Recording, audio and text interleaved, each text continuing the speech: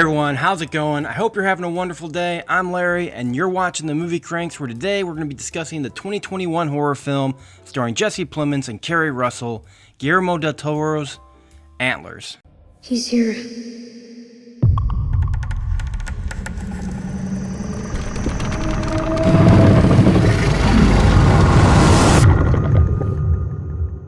So Del Toro, who sees them as symbols of great power, is known to have a long-time fascination with creature features and monsters, with his body of work usually attempting to bridge this element over into the fantasy and horror genre, creating visually fascinating but yet horrifying practical effects. When you have Del Toro's name on the marquee, you expect to see something new to the genre.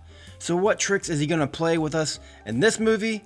Well, you're about to find out. The Rundown. Oh man, where am I going to start with this one? What the hell is it that I just watched? And how do I explain this without spoiling it? Okay, let's explain it this way. You have Julia here, who's a teacher who moves back to her hometown after she's fled years of abuse by her father, her brother Paul, who is now a police officer, and her student Lucas, who has a Native American mythological beast locked in his attic. And I guarantee you, that is not a spoiler, by the way, either. If you are wondering, this movie hides nothing. So, with that, here's The Misses. Starting with the misses. That is never a good sign. So I will say the first 10 minutes, because I do want to give it some credit, and the last 15 minutes are good. Well, good enough. The other hour 15, the most epic stare-off between Jesse Plemons and Kerry Russell. This is a real slow burn. Everyone speaks slow and softly.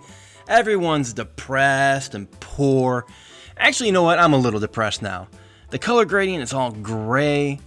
It's foggy all the time in this town, and the sun never shines. I mean, they should have just called this town Asshole. It would have made a whole lot more sense. There's a real likability factor here too with these characters that factor into being none. I was really hoping more from Kerry Russell and Jesse Plemons, but they just really don't bring it here. Don't get me wrong though, slow burns, they actually do have their place in horror without a doubt. But what most films in this slow genre do right is they keep you guessing throughout the entire film, usually hitting us with that big holy shit reveal. I don't know, maybe at the end? Antlers answers all these questions even before you even have any questions. About 30 minutes in this film, I knew everything that was going on. Well, for the most part. Some things you're actually never going to know. Like, is this creature some sort of demonic spirit? I mean, it apparently can open doors without being anywhere in sight. Does it have any abilities? No idea. It looks cool when you finally do get to see it. It's mostly practical looking effects used. It has a glowing heart and, of course, antlers because, of course. The Hits.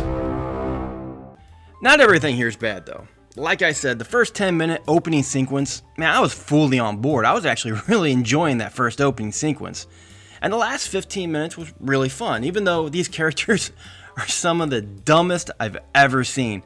I mean, look over here, you know, the shed, there's a dead body laying there. Maybe I should go check it out. Oh, look, now there's two bodies over there. Well, maybe I should go check it out.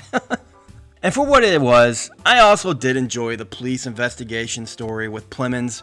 He's not perfect in this movie, but he has come a long way since being low-budget Matt Damon. Hard starboard eye, sir. But it's here we get what I wanted, the body gore.